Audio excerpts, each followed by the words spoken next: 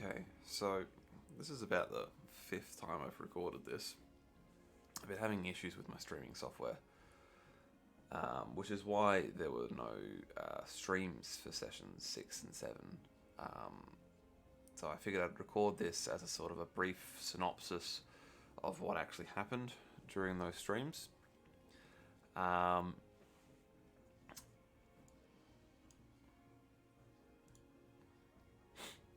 the In the interim, we've now recorded, I believe, 4 streams, or 4 sessions, I should say. One of which was our 2-year anniversary of running this campaign, which was a one-shot, which is not related to the campaign at large. So that I won't cover today. I'll just cover the 2 sessions that were missed, that there are no streams recorded for. And then once I've uploaded this to YouTube, I will also then upload session 8 to YouTube as well. And that should have everyone back up to date, hopefully.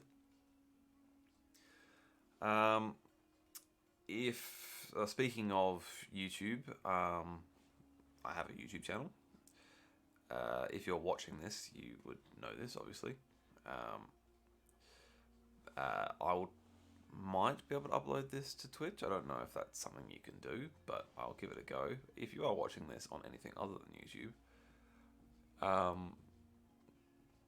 have a YouTube channel. You can find me by searching Valinorian on YouTube, and I have recordings of all of the streams when it's worked up there on YouTube.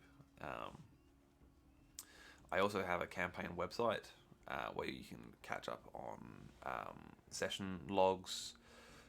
There's a wiki which contains all of the different places within Middenheim and some without, as well as a little bit of history of the city of Middenheim, and there is a full list of both the player characters and NPCs that you can have a read through as well. You can find that at adventuresinmiddenheim.obsidianportal.com. So, to kick things off, I'll jump back to session 6, where the party left off after, prior to this session. The party had returned from the town of Albowitz and was seeking further information about the plague that was infecting the town and the surrounds, as well as the mysterious name Babrikos, which has appeared during their investigation so far.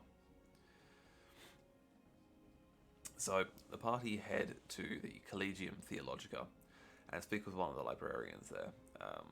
Lucian asks him about old ruins and structures near the town of Albowitz, believing that maybe there was a necromancer or dark wizard who had taken over possession of some ruins and was using it as a base of operations.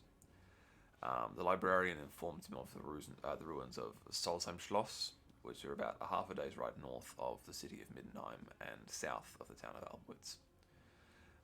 When questioned about Babrikos, he tells them not much more than they already knew. He was the original evil that plagued the people of Artur, and was defeated in single combat by Artur before the coming of Sigmar and the founding of the Empire.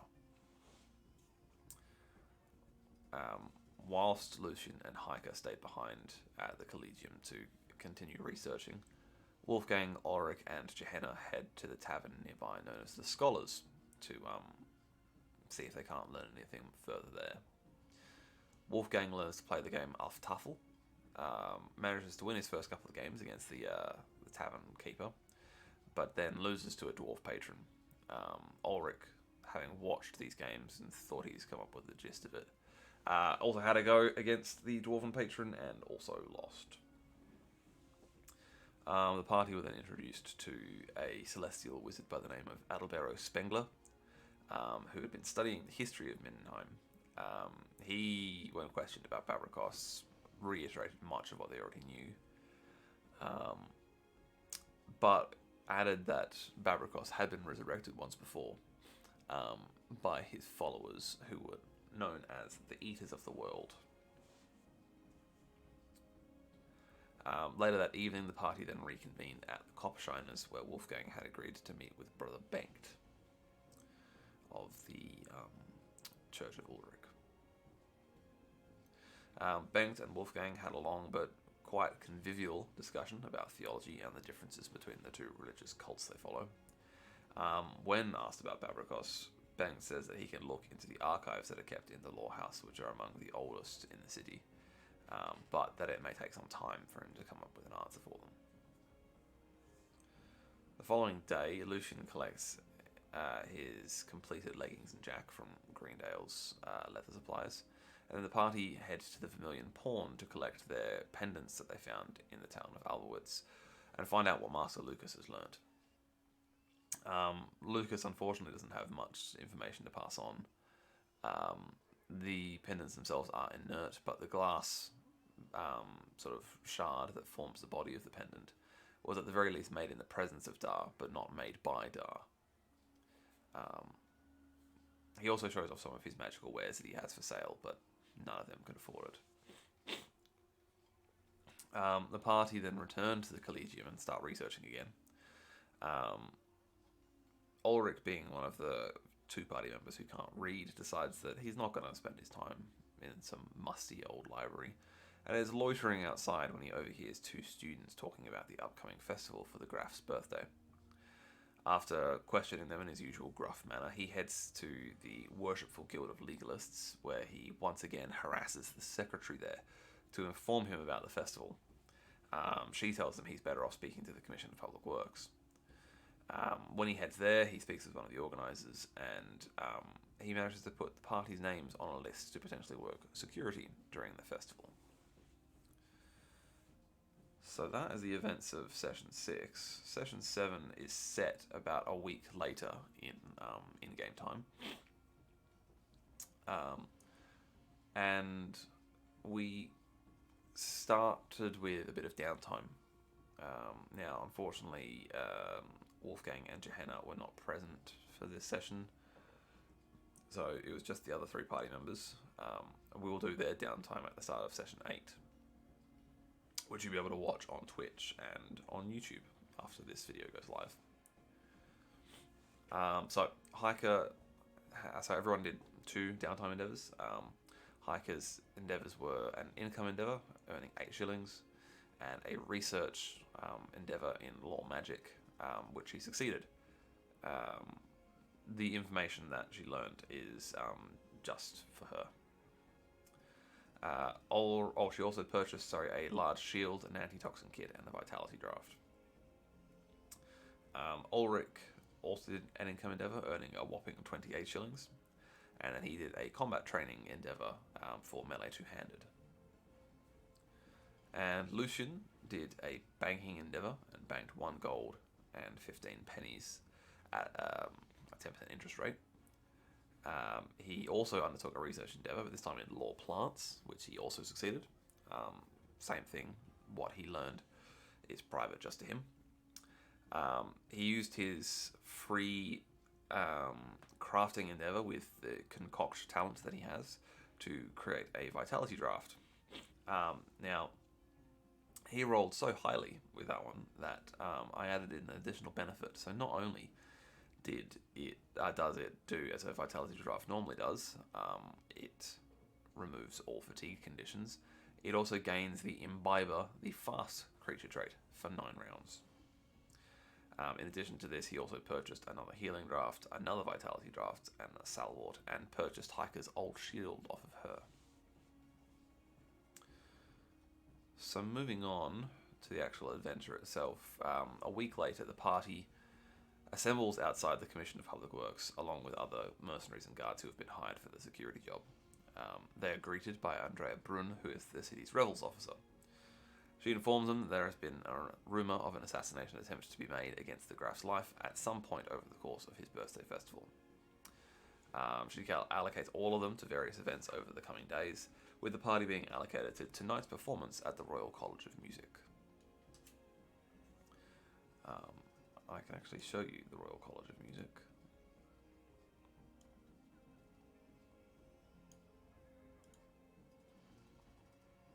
There we go.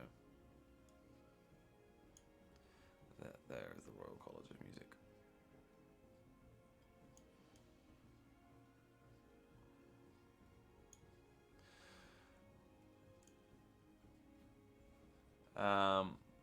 Andrea takes the party into her office, where she then issues them with scripts of parchment showing that they have been seconded to the commission as additional security, and informs them they will be reporting to the captain of the Royal Household Guard on the night.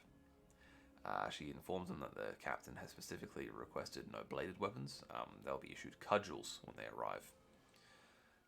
When asked about what threats have been made against the Graf's life, she informs them that it ranges from the mundane all the way up to the absurd. They are to report to the Royal College of Music an hour before sundown, but otherwise the day is theirs to spend as they wish. She concludes by telling them that they will each be paid 2 gold crowns for their night's work. When asked if there was a bonus for saving the Graf's life, she tells them that will be dependent on whether or not his life was in any danger, but that they could discuss it after the event. So the party all went their own ways, and then later that evening they reconvened at the Royal College of Music and were directed to the stage entrance at the back of the theatre. Once there, they were met by the captain of the guard, who was in conversation with Dieter Schmiedhammer, the Graf's champion. Dieter takes a special interest in the additional security, particularly after finding out that Heike is a wizard and Lucian is an apothecary. He requests that Heike does a sweep of the Graf's ducal box using her second sight abilities. And Heike does pick up a trace of Akshi somewhere on the first floor, but isn't able to pinpoint it. Dieter then assigns them posts on the upper story. If I open my map up here, 2 seconds. Here, and here. And then goes about waiting for the Graf's arrival.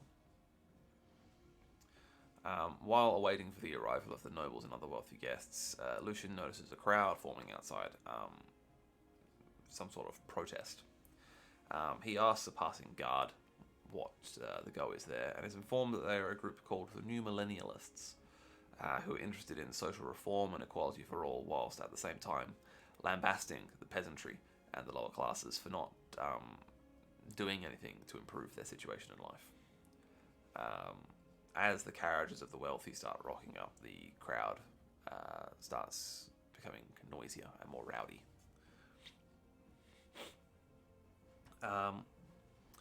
The theatre starts filling up, with some of the wealthiest patrons arriving last. Heike catches a brief glimpse of Dar as a patron rounds the corner opposite her. She wasn't able to get a good enough look at the individual to identify them.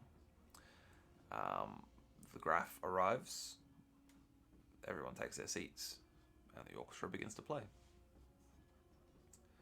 Throughout the course of the evening, Heike is using her second sight abilities to sort of test the winds of magic, see if she can pinpoint that source of Akshi that she spotted earlier. And eventually she's able to.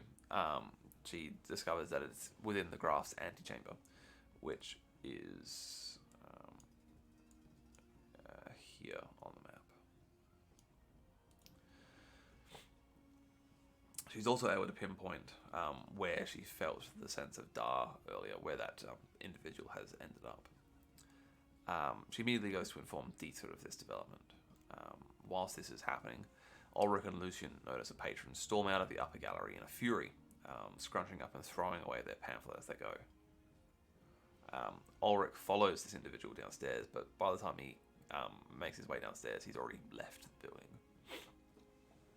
When he comes back upstairs, he notices the pamphlet, and as he picks it up, a flyer falls out. Not being able to read, Ulrich hands them off to Lucian, and Lucian identifies that the flyer is from the New Millennialists, who are looking to recruit more followers and to slander the Graf for his extravagance on the taxpayer's coin, just for his own birthday.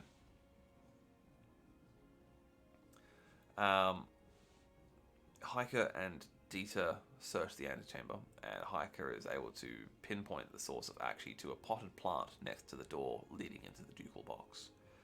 However, she's not able to determine if it's the plant or the pot itself that is the source.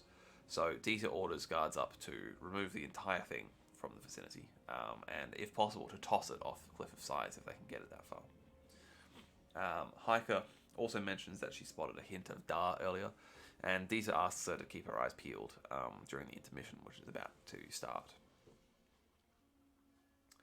The intermission starts up, and people leave the upper gallery and head to the bar area, which is down here.